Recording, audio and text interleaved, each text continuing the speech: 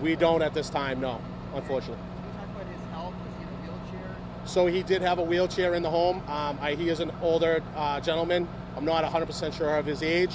And we're obtaining that information now as far as like medical issues and whatnot, or anything that had caused that to be an issue of him getting outside for when the fire had started. But that's all part of the investigation. Did you find him in his wheelchair, or he had tried to He was not in the wheelchair, no.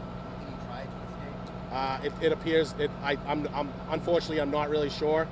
I just know that the crews had on that secondary search had found him in that front area. So he was found in the room where Where the origin of the fire appears to have started. Do we know if he was the only one home at the time? He was the one only home at the time, correct. Does he live alone? I'm unsure about that. They're trying to determine that also. I believe he does live alone, but I'm not sure.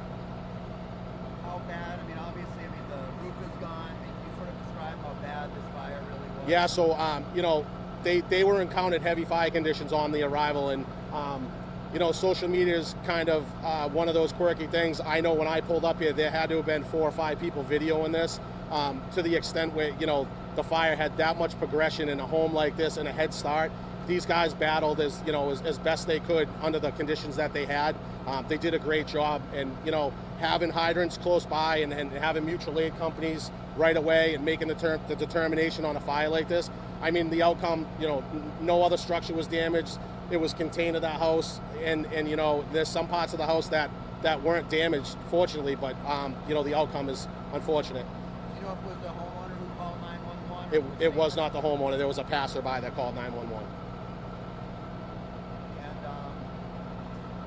Is this a new house, like newly built? Or I believe it is a newly built house, maybe approximately 4 or 5 years old. Yes.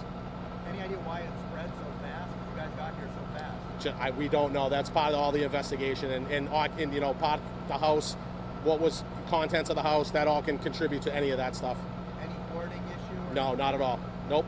Very nice house. And how did you know someone might be trapped? That due to the 911 call at the time, that had stated that somebody was trapped in there, and I believe there's a family. One of the family members lives next door, so they were in contact with the 911 caller at the time. You guys still going through knocking out hotspots, or is it pretty much taken care of? It's pretty much taken care of. The crews will be out here for a while, obviously hitting the hot spots.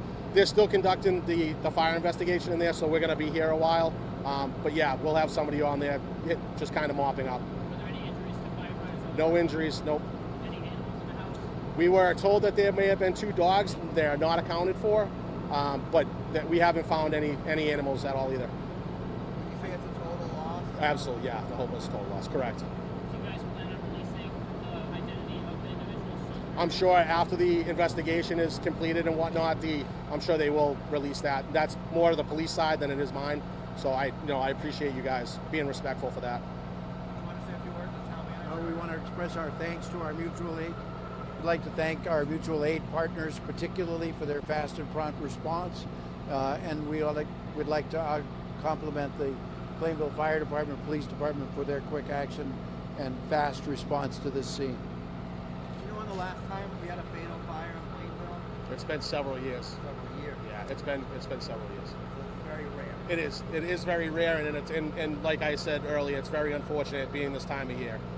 This hits home to a lot of families. Smaller community, everybody's kind of tight knit community. And I know they'll all pull together during this time and help the family out during this tragic event. So they have the support of the fire department, the town of Plainville, and also the police department. We're all here for that family. So thank you guys very much. Appreciate it. Thank you.